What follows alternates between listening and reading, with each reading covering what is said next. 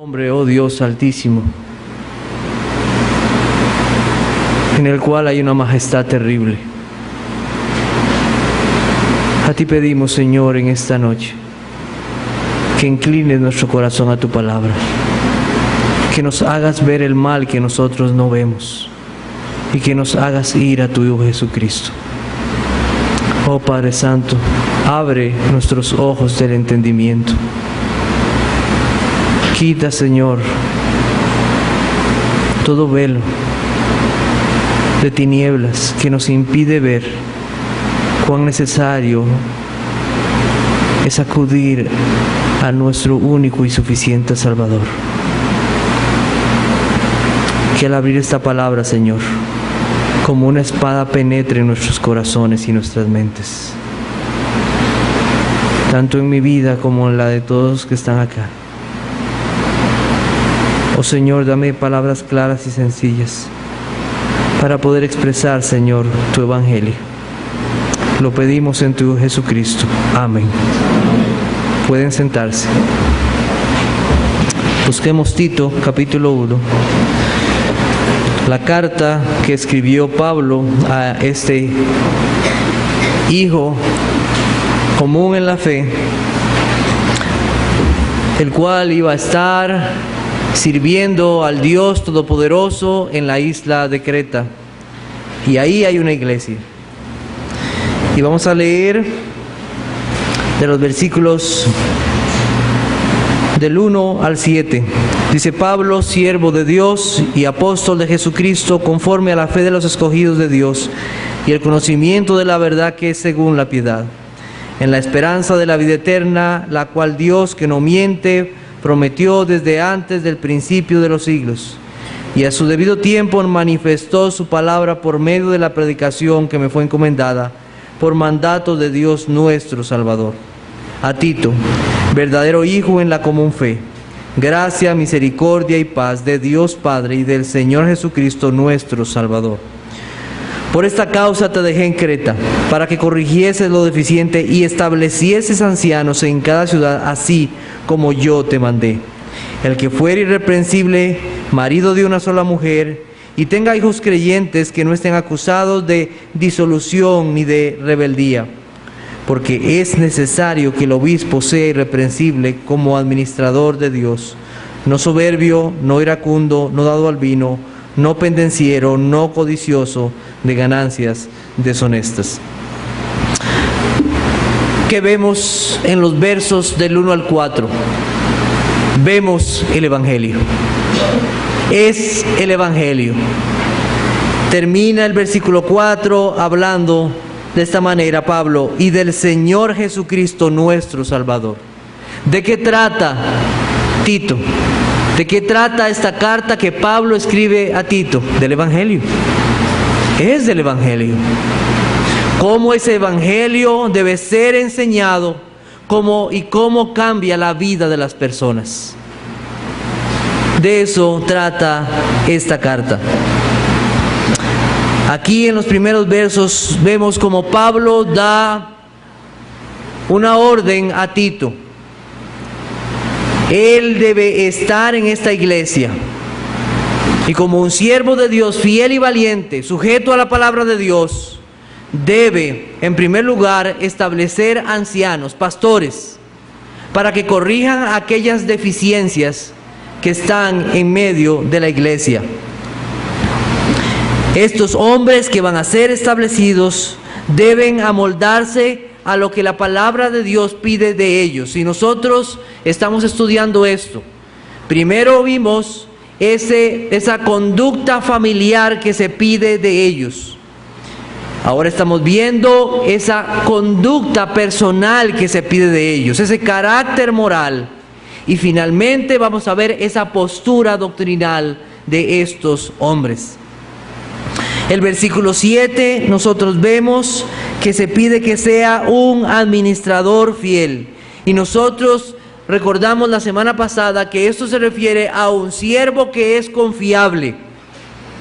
A él se le ha puesto en las manos algo que no le pertenece: la iglesia de Jesucristo que compró con su sangre. Qué valioso, Qué enorme responsabilidad que tiene este hombre. Pero además de esto, se le pide que este hombre no descuide la forma en que esas personas viven, esos que van a ser elegidos o establecidos como ancianos. Tito tiene que fijarse muy bien la obra del Evangelio realizada en sus vidas. Estos hombres deben ser fieles al Señor, y si son fieles al Señor, ellos recibirán la recompensa del propio Señor. ¿Qué se requiere de los administradores? Que sean hallados fieles. Eso quiere el Señor.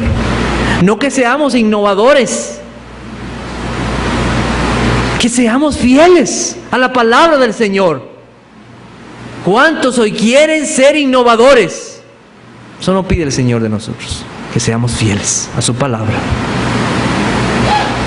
¿Cómo luce el Evangelio? ¿Cómo luce el Evangelio? ¿Cómo se ve el Evangelio en aquellos que Dios ha hecho una obra de salvación? Es interesante que ahora, para que usted entre a trabajar, le piden, además de su currículum en muchos lugares, que vaya al Ministerio de Justicia y pida una hoja para ver cómo está su expediente. ¿Cómo está usted? ¿Fue un ladrón o qué hizo?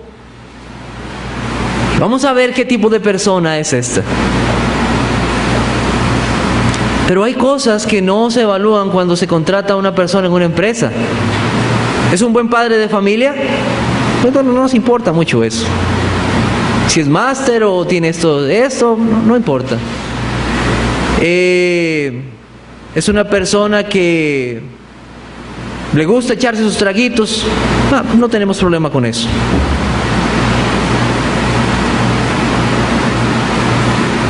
Pero sucede que la iglesia no es una empresa. Esto es la casa de Dios. Y por ser la casa de Dios, debe amoldarse aquello que Dios ha pedido para estos hombres.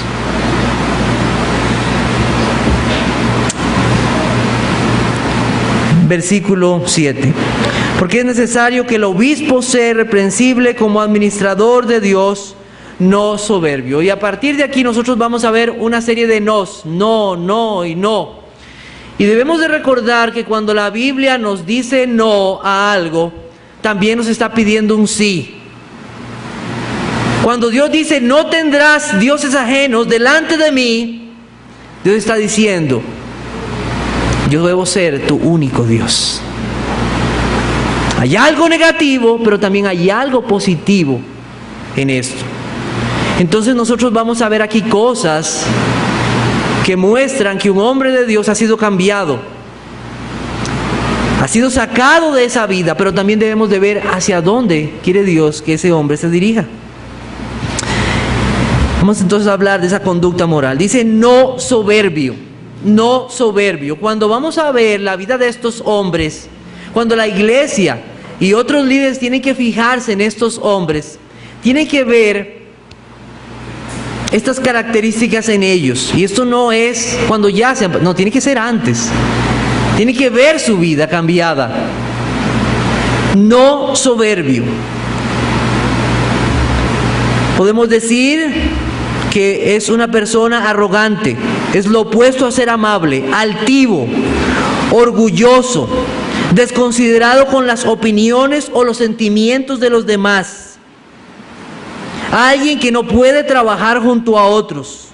Es alguien que trata de imponer su voluntad. Ni el mundo aplaude un hombre así. Hoy se habla mucho del trabajo en equipo en las empresas. ¿Conoce usted el trabajo en equipo? Ah, sí, entonces le hablan de esto.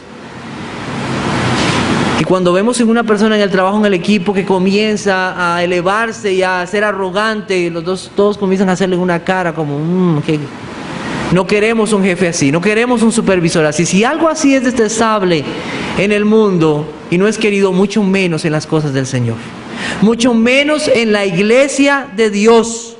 Se requiere de estos hombres que sean humildes como hijos de Dios. Vamos a buscar Filipenses capítulo 2, versículos 3 al 5. Filipenses capítulo 2.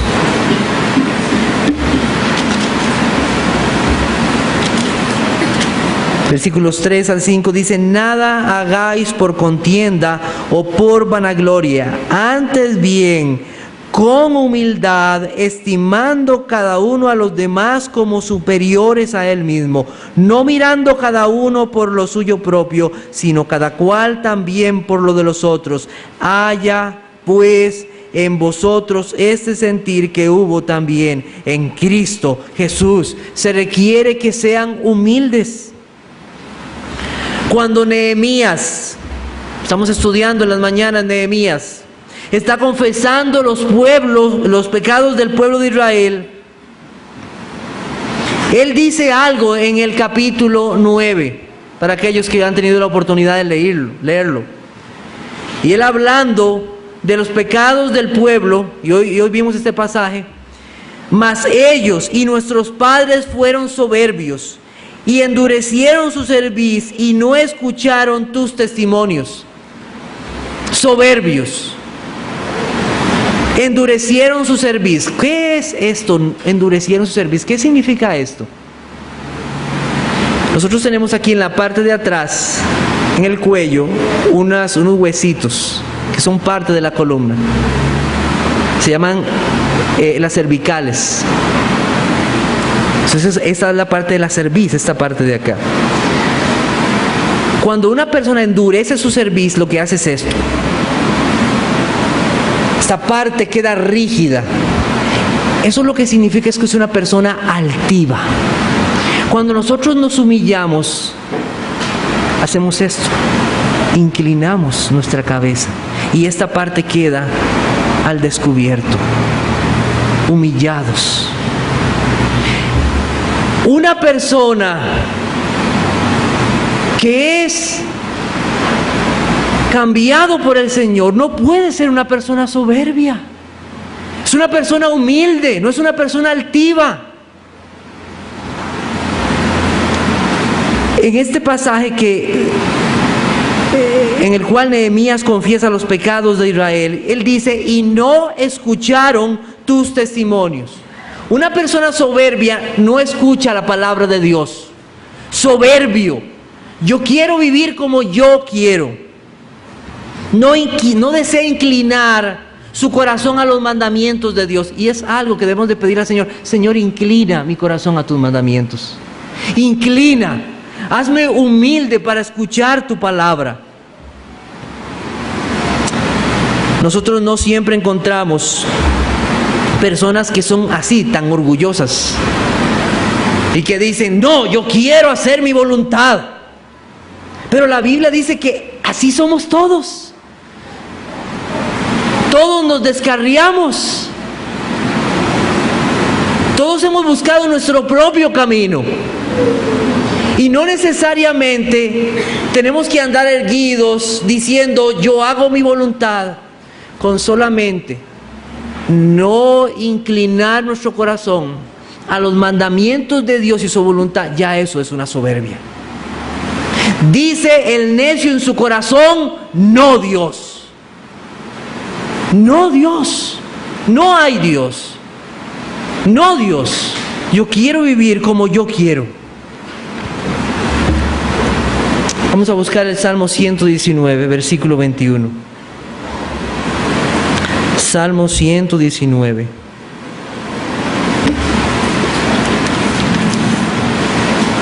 Versículo 21. Dice así la palabra del Señor: reprendiste a los soberbios. Y vean lo que dice: los malditos que se desvían de tus mandamientos. Qué palabras más fuertes. No hay palabras de alabanza para un soberbio. La Biblia dice en Santiago 4:6: pero Él da mayor gracia. Por esto dice: Dios resiste a los soberbios y da gracia a los humildes. Dios resiste a los soberbios. Dios destruirá la altivez de todo soberbio, de todo aquel que se opone a la voluntad de Dios, a no escuchar la palabra del Señor.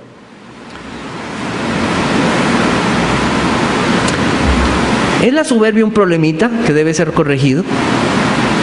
La soberbia es un pecado. Es un pecado.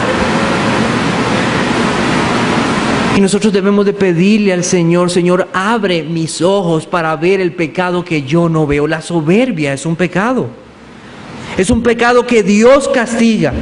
Y solo Dios puede convertir personas soberbias en personas humildes. Es que, vieras que es que ellos de familia son así y ya, son así, ese carácter que tienen. No, eso es un pecado. Es un pecado la soberbia. El hombre que Dios levanta como un pastor para una iglesia no puede ser un soberbio, ya que él cuida ovejas que le han sido dadas por el buen pastor y las cuidará usando su palabra. Nosotros debemos hacer una diferencia entre la soberbia y la firmeza o la fidelidad. Un pastor debe ser fiel y firme a la palabra de Dios, que es muy diferente a ser soberbio. La soberbia es motivada por un espíritu de altivez que no reconoce a Dios. El hombre de Dios necesita firmeza, poner su confianza completamente en Dios y ser fiel a la palabra de Dios y con valentía defender la sana doctrina. Seguimos entonces. ¿Qué pide Dios más de este hombre? Dice en Tito capítulo 1 versículo 7: no soberbio, no iracundo. Un hombre controlado por la ira es imposible de vivir con él en paz. Una mirada violenta y las palabras duras pueden ser cosas que vemos en un hombre iracundo o una mujer. Puede ser. Proverbios 15:18 dice: el hombre iracundo promueve contiendas, mas el que tarda en airarse apacigua la rencilla. También 29:22, el hombre iracundo levanta contiendas y el furioso muchas veces peca. Ay, ay, ay. ¿Es usted una persona iracunda? ¿Es usted una persona que fácilmente se enoja? Nosotros debemos de entender que nuestra ira o nuestro enojo no obra la justicia de Dios.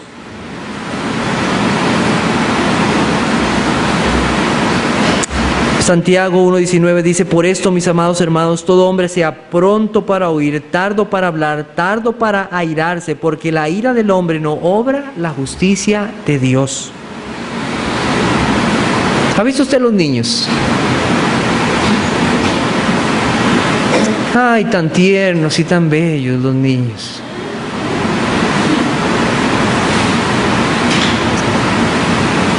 A veces se hablan de mis hijas tan lindas y tan tiernas. Hay que ver cuando se enojan.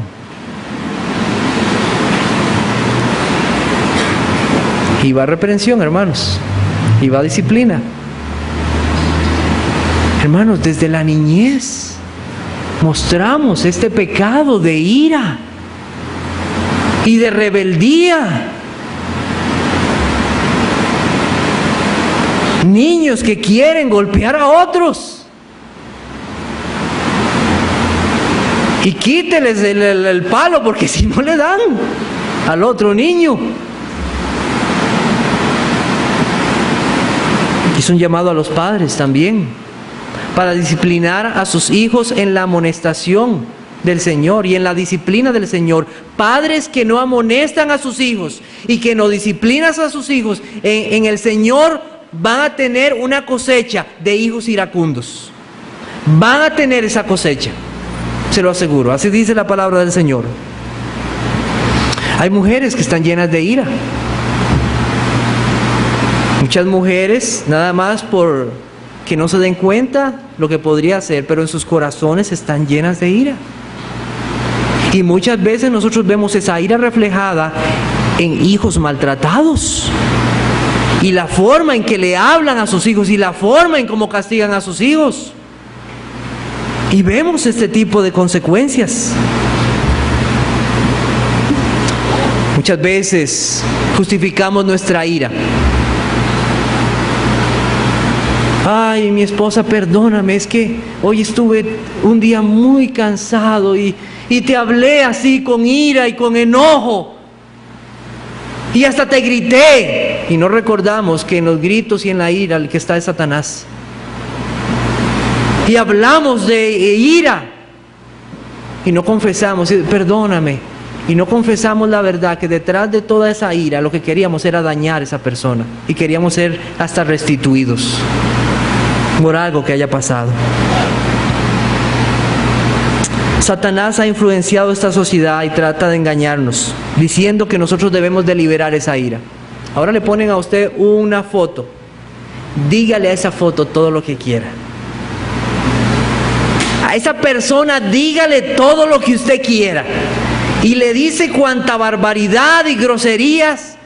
¿Y ya le dijiste? Sí, estoy liberado. Y tratamos de creer esa mentira. El único que puede cambiar nuestros corazones es el Señor Jesucristo. Nos ponen un muñeco, dele ese muñeco como si fuera su jefe. Nos da risa, pero estas son las terapias que ponen en empresas para liberar su ira. ¿Cómo saliste? Liberado de mi ira. No sabemos que eso es un pecado que solamente Dios puede cambiar y perdonar, y que está alojado en el corazón. Solo un corazón transformado por Dios puede comprender la maldad de este pecado y hallar el descanso solamente en el Señor. El creyente debe cuidarse de que si tiene que enojarse o airarse, porque no todas las veces airarse o enojarse es pecado. Si nos debemos de airar, la Biblia nos dice que cuidado, que sea por una razón justa y verdadera. Porque la palabra de Dios está siendo mancillada, porque el nombre de Dios está siendo mancillado.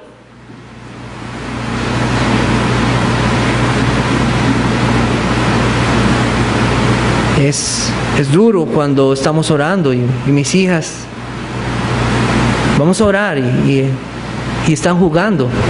Y yo no les voy a decir, ay, perdonen, es que me tengo que enojar por esas cosas y reprenderles en amor por lo que está pasando.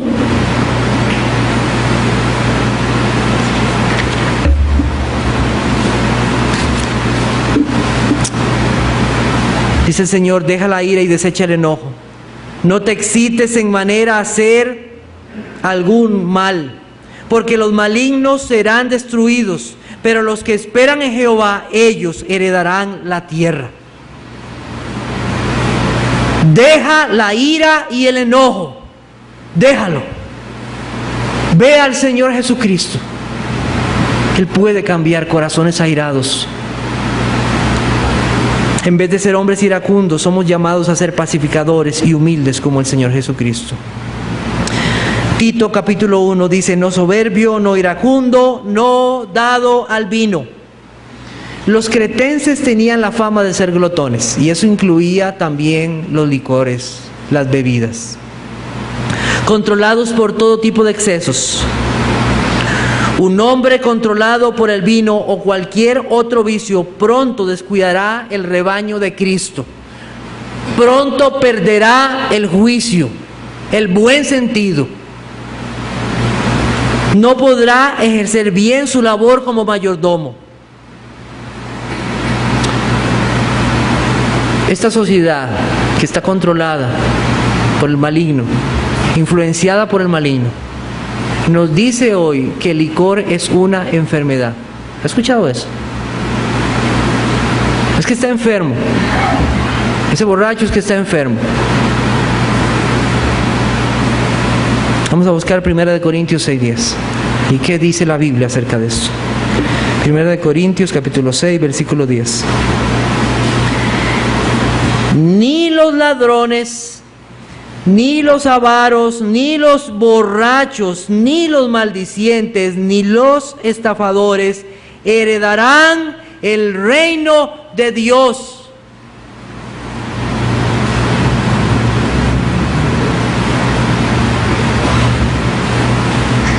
No te vas a ir al infierno por tener diabetes.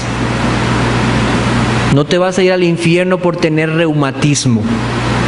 Pero sí te vas a ir al infierno por ser un borracho. Es un pecado. Es un pecado. Y no debemos dejar que el mundo, Satanás, nos meta la idea es que está enfermo. No, es un pecador. Es un pecado. El borracho busca su deleite en este vicio. Y por medio de él se agregan muchos pecados más. Se han destruido familias, hijos han sufrido a manos de hombres borrachos. Se ofende a Dios de muchas maneras en sus actos, sus mentes, sus palabras. Dicen cosas horribles a Dios y cosas horribles a sus prójimos. Fomenta la mentira y el mal uso de los recursos. Muchos al caer en los pecados de la borrachera han sido inclinados a otros pecados, como las relaciones sexuales inmorales, las avaricias, los pleitos, las irresponsabilidades y muchas otras cosas más. Nos dolemos muchas veces de lo que pasa en las carreteras, hombres borrachos, asesinando. Proverbios capítulo 23, versículo 29. Proverbios 23, 29. ¿Para quién será el ay? ¿Para quién el dolor? ¿Para quién las rencillas? ¿Para quién las quejas?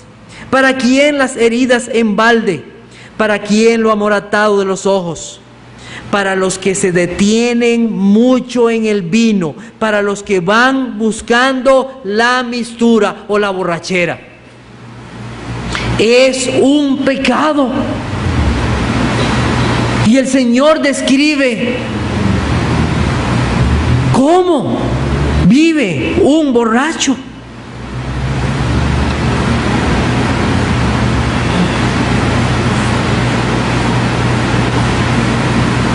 Vaya a Alcohólicos Anónimos. Yo no tengo nada con Alcohólicos Anónimos. Pero esos borrachos que dejan el licor siguen siendo mentirosos, siguen siendo avaros, siguen siendo codiciosos. No aman al Señor. Solo el Señor puede cambiar la vida de un borracho totalmente, para gloria de Él. Es interesante que Tito, capítulo 1, versículo 7, no dice, no tomarás vino.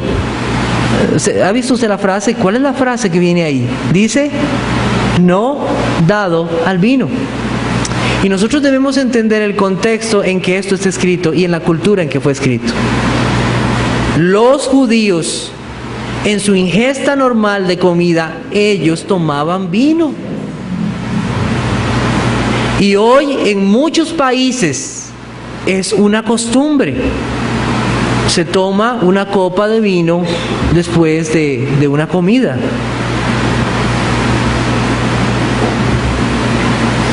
Nosotros debemos de recordar que ya sea comer o beber o hacer cualquier otra cosa, debemos hacerlo ¿para quién? Para la gloria de Dios y para la edificación del pueblo de Dios. Primera de Corintios capítulo 8, versículo 8 contiene un principio muy aplicable con respecto a esto. Dice Primera de Corintios 8:8, si bien la vianda no nos hace más aceptos ante Dios, pues ni porque comamos seremos más, ni porque no comamos seremos menos. Pero mirad que esta libertad vuestra no venga a ser tropezadero para los débiles. ¿A dónde va la comida y la bebida? Va al estómago. Ahí va.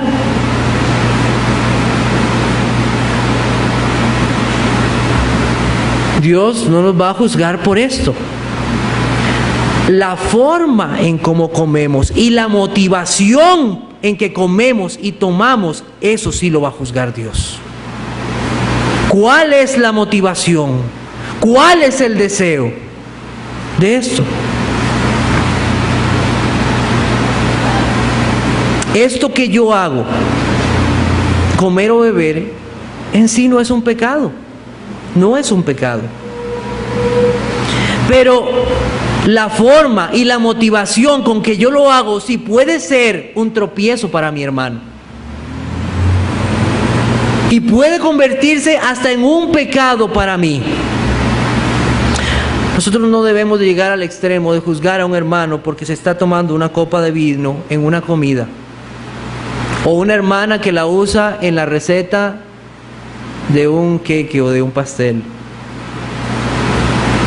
Que esa libertad que tenemos en Cristo no se vuelva un libertinaje. Eso es lo que está diciendo. Hay personas que piensan lo siguiente: ¿cuántas, y cristianos, cuántas copas yo puedo tomar hasta no caer borracho? Eso es llegar al límite del mandamiento. El cristiano no vive así. El cristiano vive contrario a eso. El cristiano desea hacer la voluntad de Dios en todo momento. Oh Señor, muéstrame cada día más tu voluntad, porque yo quiero hacer tu voluntad. Aquellos que viven pensando de esa manera, ¿cuánto puedo no acercarme para no emborracharme, para no fornicar, para no robar? Cuídate, porque eso demuestra un corazón que no ha sido transformado por el Evangelio. Los cristianos cada día más quieren crecer en conocimiento del Señor y abundar más en la palabra del Señor.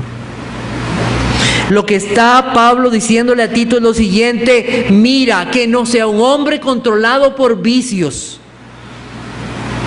Debe ser una persona que no está esclavizado a estos vicios. Y solamente personas así pueden existir cuando han sido libertados por el Señor Jesucristo, porque solamente el Señor Jesucristo liberta. Solamente Él. ¿Qué sigue diciendo Pablo a Tito? Dice: no pendenciero, un peleador, malhumorado, descontrolado. La violencia no tiene cabida en la iglesia. La autoridad que Dios ha dado a los pastores y a los ancianos no es un puño cerrado.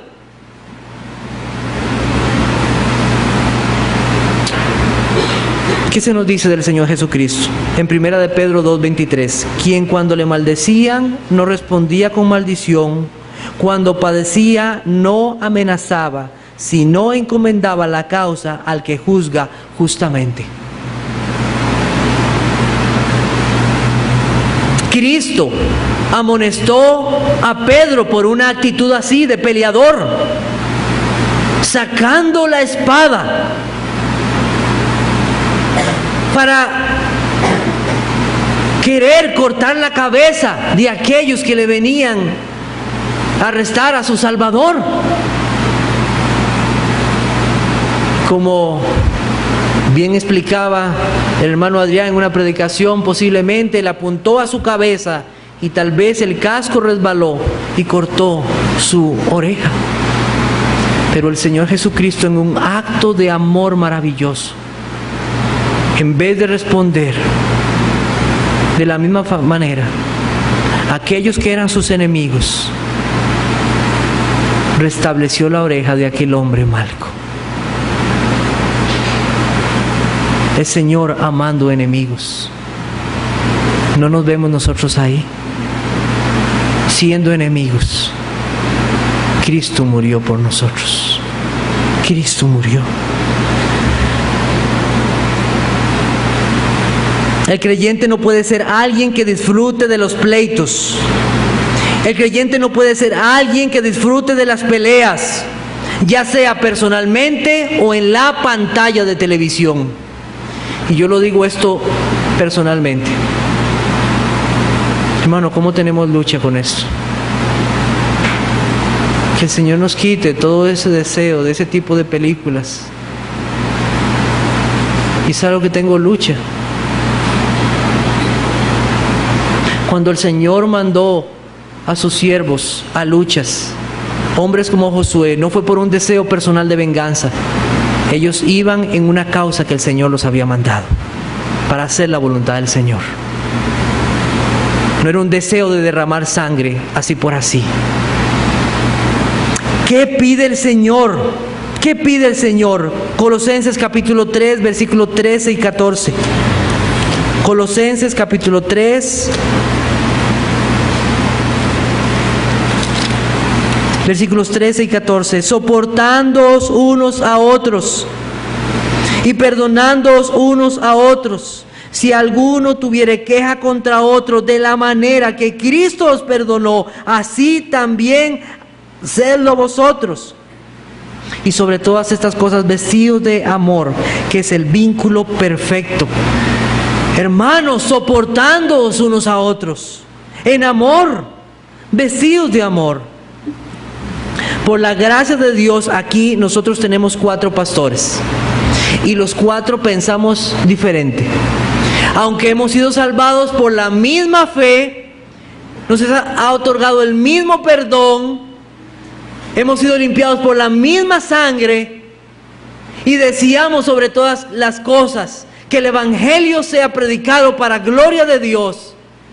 Aún así somos diferentes y tenemos nuestras diferencias. Hermanos, ¿y qué hacemos? Soportarnos en amor. En amor.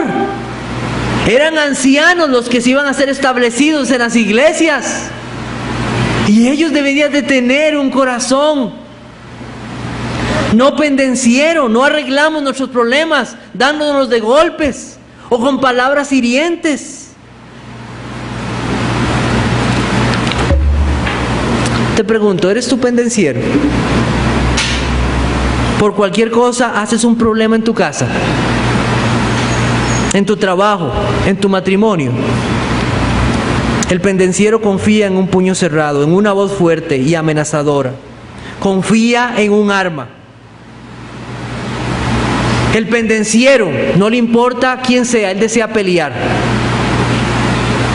Y aun si puede, pelea con Dios. La Biblia dice, ay del que pleitea con su hacedor, ay de él. Quiero decirte que no hay ninguna bienaventuranza para los pendencieros. No hay. No la existe.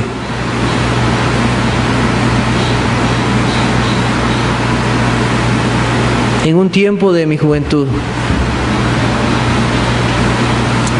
yo practiqué artes marciales. Cuidado con el pastor Eric, ¿sabe artes marciales?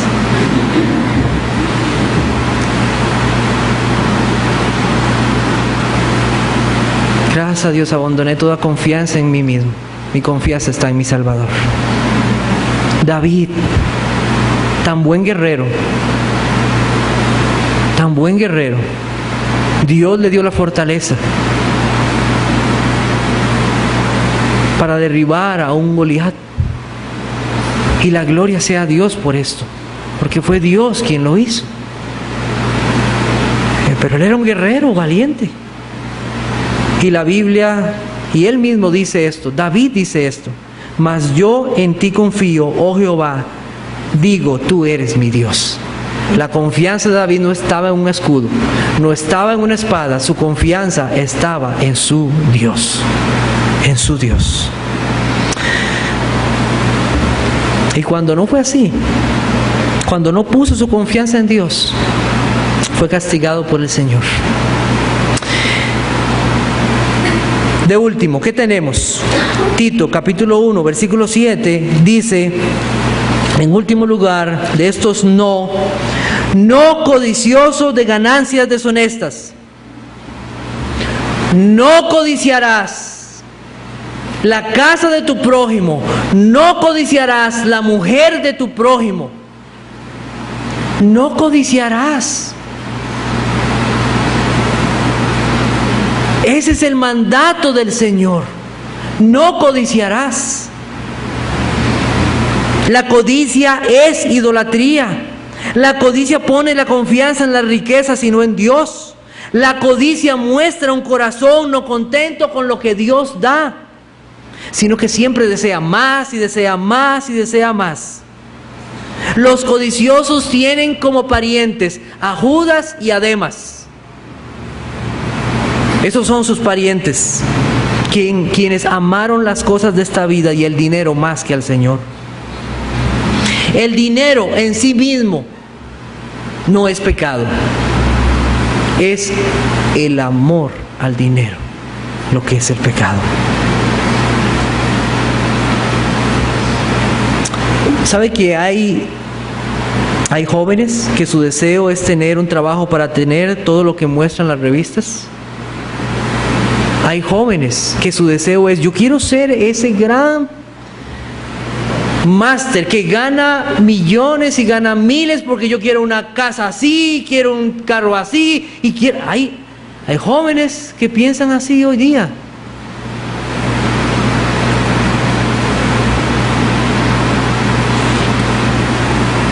Ellos ven las revistas y dicen: oh, esta persona es feliz. Yo quiero tener dinero porque esto me va a traer felicidad. Amigo o amiga, las riquezas son inciertas. Son inciertas. No pongas tu esperanza en ellos. La única esperanza verdadera se llama Dios. Él es la única esperanza. No hay otra esperanza. Todos los codiciosos, todos los avaros, todos los egoístas tendrán su fin. Hermanas, el Señor sabe dónde apuntar. Si los varones tenemos un terrible problema con nuestra vista y los pecados sexuales, y que el Señor nos libre de estos pecados, mujeres, ustedes tienen un terrible problema con la codicia también. ¡Wow! Los zapatos de esa, ¿dónde los compró?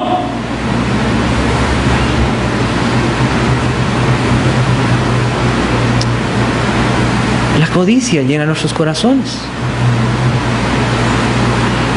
Porque yo no puedo tener los hijos que tiene ella.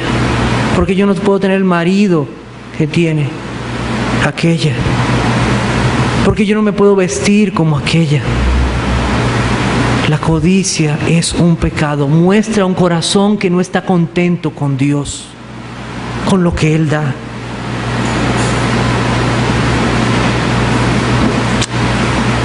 Primera de Timoteo 6:10. Vamos a buscar Primera de Timoteo capítulo 6, versículo 10.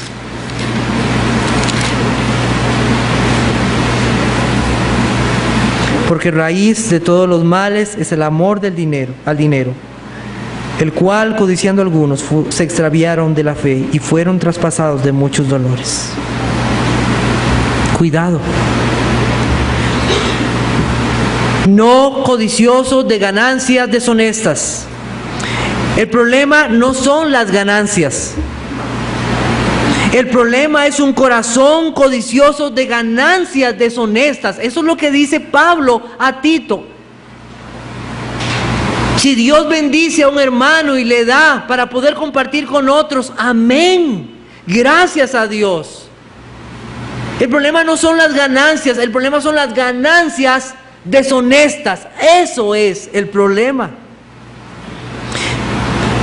Si en el mundo es terrible, cuando una persona hace dinero, acumula riquezas mintiendo o engañando, vendiendo las cosas de manera injusta o no pagando los impuestos, si eso es mal visto, ahora imagínense en las cosas del Señor, alguien así.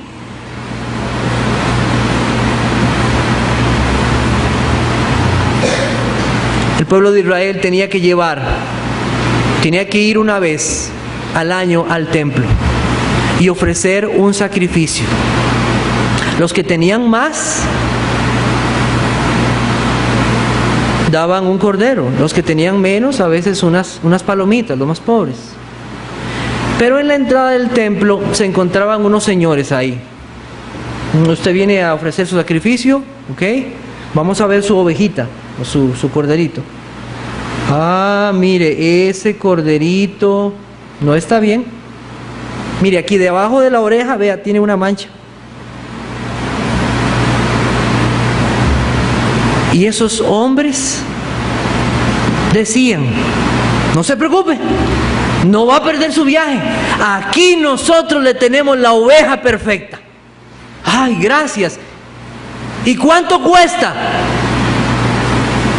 No se preocupe, un poquitito más. Y el Señor, al ver aquello,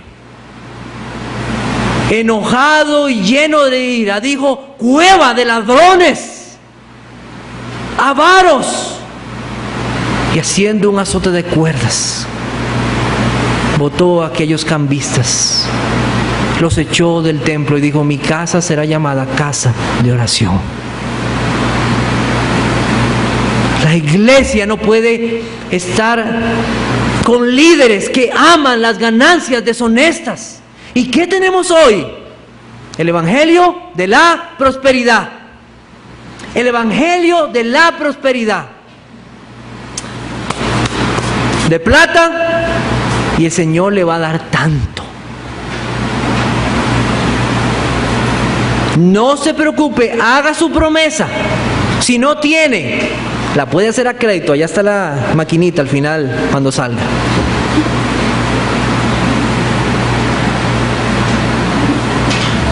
Primera de Timoteo capítulo 6, versículos 5 al 10. La Biblia nos llama a apartarnos de hombres así.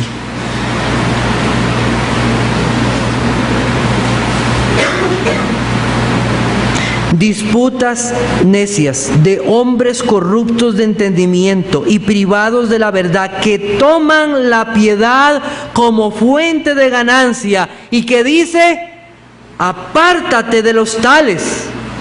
Hay una razón válida para salir de una iglesia aquí, ¿verdad? Donde hay hombres así. Pero gran ganancia es la piedad acompañada de ¿qué? De contentamiento, de un corazón agradecido. Así que teniendo sustento y abrigo, estemos contentos con esto, porque los que quieren enriquecerse caen en tentación y lazo, y en muchas codicias necias y dañosas, que hunden a los hombres en destrucción y perdición.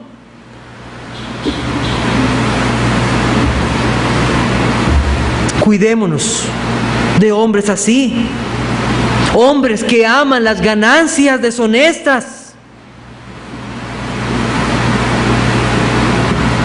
en vez de fomentar una vida de piedad. Aquellos que hablan y predican el evangelio de la prosperidad, lo que fomentan es la avaricia y la codicia en esas iglesias. Eso es lo que fomentan, en vez de una vida de piedad, una vida de contentamiento y confianza en el Señor. Ellos recibirán su recompensa, su extravío.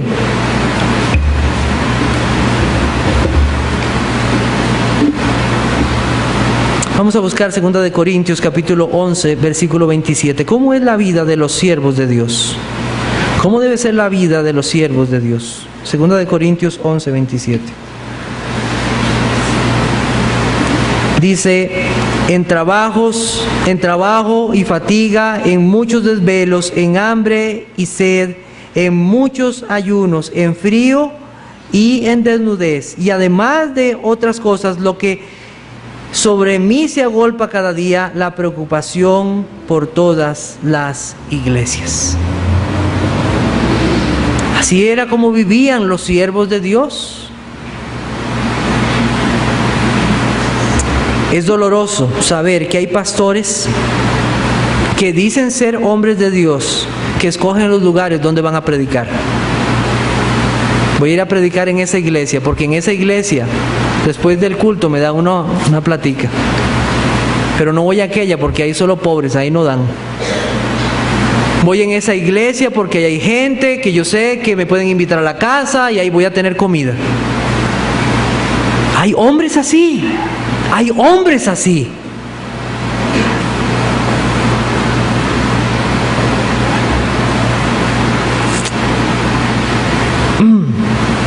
Esos hombres hacen acepción de personas, hacen acepción de iglesias. Hombres codiciosos. Hombres codiciosos. Como lo mencioné Lo malo son las ganancias deshonestas, no las honestas. No las honestas. Todo aquel que vive del Evangelio debe alimentarse del Evangelio. Primera de Timoteo capítulo 5, versículos 17 y 18. Primera de Timoteo capítulo 5, versículos 17 y 18. Los ancianos que gobiernan bien sean tenidos por dignos de doble honor. Y si usted ve el contexto va a ver a qué se refiere ese doble honor. Mayormente los que trabajan en predicar y enseñar, pues la Escritura dice: no pondrás vocey al buey que trilla, y digno es el obrero de su salario.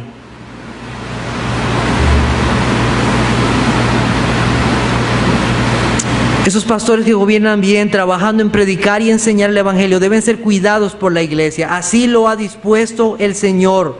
Los que anuncian el Evangelio, que vivan del Evangelio. Como dice su palabra en 3 de Juan 7 y 8. Ellos han salido por amor del nombre de Cristo. No han salido por amor del nombre de tu comida, de tu cafecito, de tu casa. Han salido por el amor del nombre de Cristo. Así sale todo siervo de Dios. Tengo en esta noche unas aplicaciones para nuestra vida. Como pastores nosotros debemos de revisar nuestra vida en todo momento delante del Señor. Esto no es nada más que, bueno, estos son los requisitos que pide el Señor de una persona y nada más y se acabó. No, en todo momento debemos de analizar nuestra vida y que el Señor traiga peso sobre estas cosas en nuestra vida. El oficio de pastor no nos hace invencibles. Por nuestra conducta el nombre de Cristo puede ser blasfemado. Satanás desea un trofeo en la iglesia. ¿Sabe cuál trofeo le gustaría más a Satanás en la iglesia? La cabeza de un pastor. Si él logra hacer que el pastor caiga, las ovejas se dispersan. Hermanos, oren por sus pastores, por favor. Oren constantemente por sus pastores.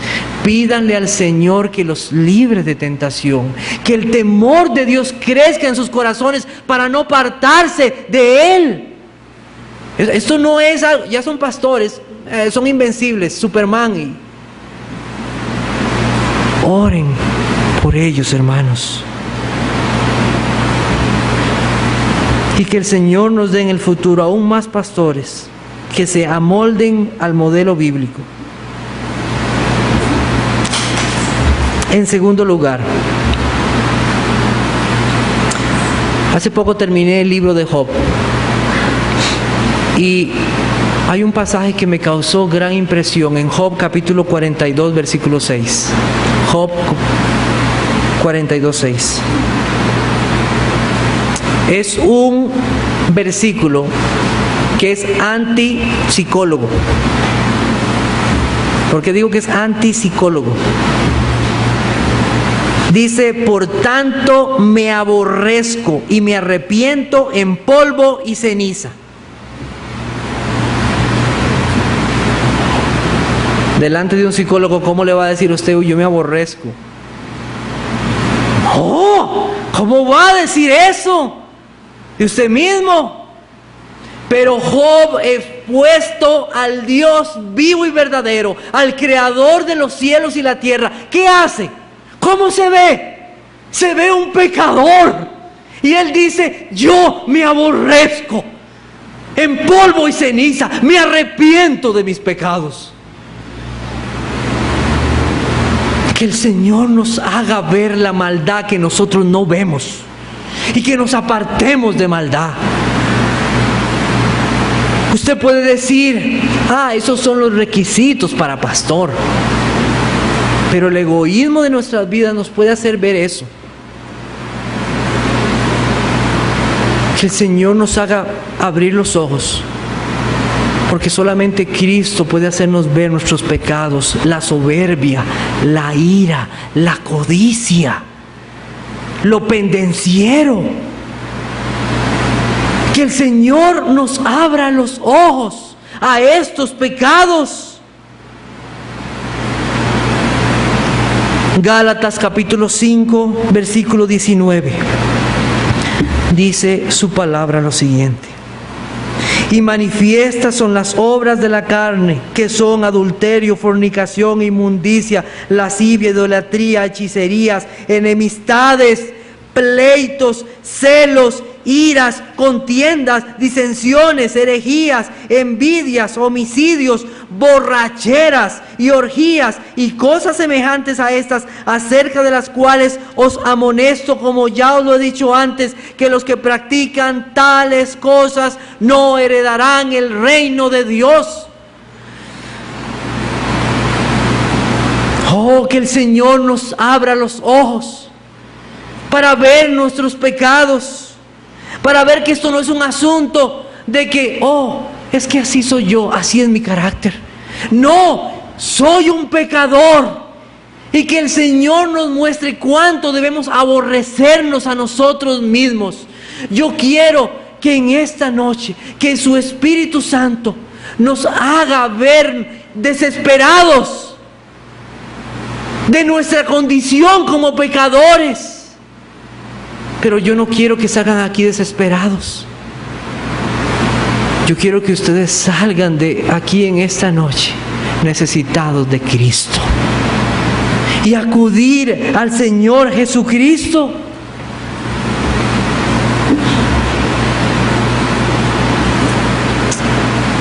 Versículo 24 de Gálatas, capítulo 5, versículo 24.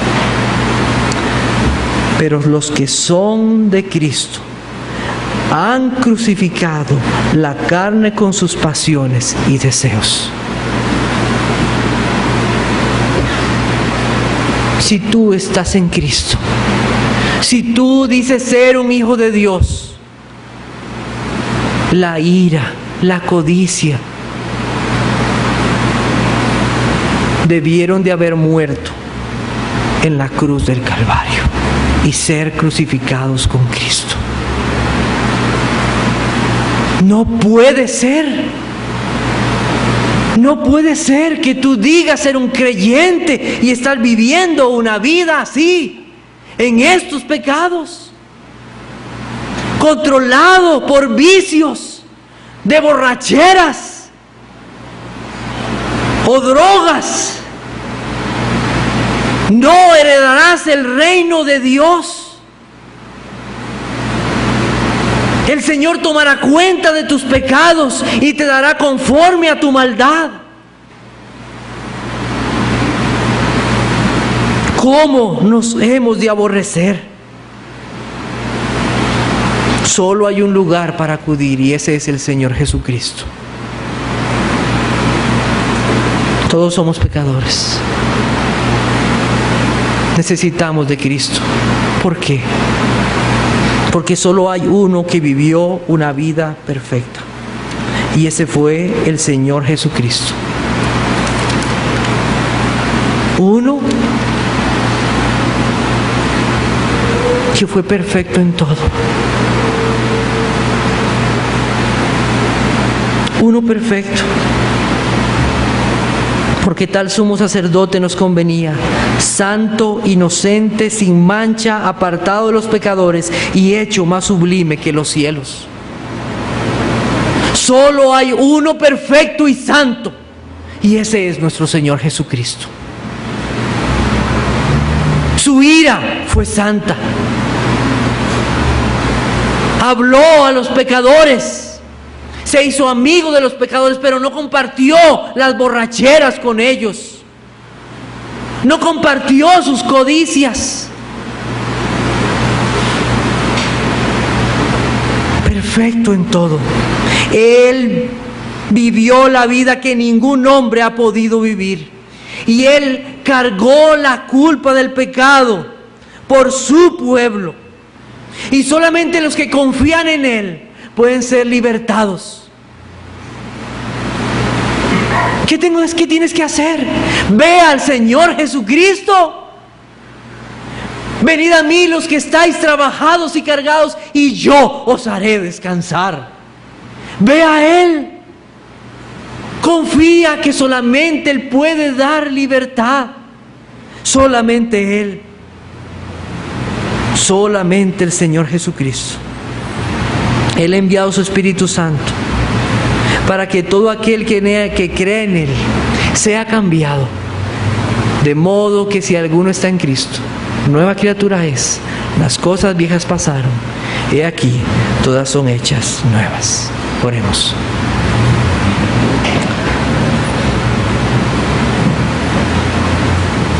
Oh Padre Santo,